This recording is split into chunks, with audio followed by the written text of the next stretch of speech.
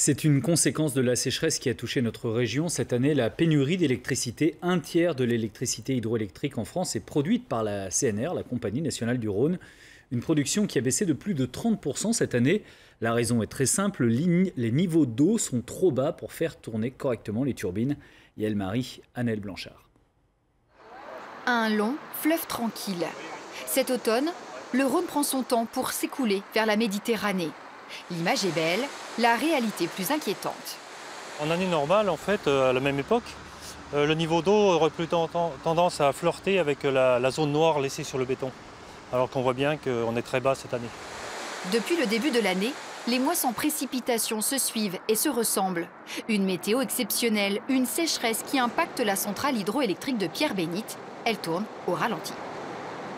D'habitude, on a 3-4 turbines qui tournent et effectivement, il y a largement 2 fois plus de bruit. Donc c'est mieux pour les oreilles? C'est mieux pour les oreilles, c'est moins bon pour tout le reste, pour la production d'énergie, etc. Stéphane, qu'est-ce qu'on a comme débit ce matin là? Alors attends, je vais regarder. Hop. Actuellement, on a 200 mètres cubes là. D'accord, ouais, toujours aussi faible. Un débit insuffisant, alors arrêt obligatoire pour 3 groupes de turbines. Conséquence, les chiffres de production s'écroulent. Au premier semestre 2017, seulement 8200 gigawattheures ont été produits. En comparaison de l'année 2016, on est 34% de production d'électricité en moins. La conséquence directe, c'est de mettre moins d'énergie sur le réseau, moins de volume de production sur le réseau. Et donc, notre chiffre d'affaires sera nettement plus faible.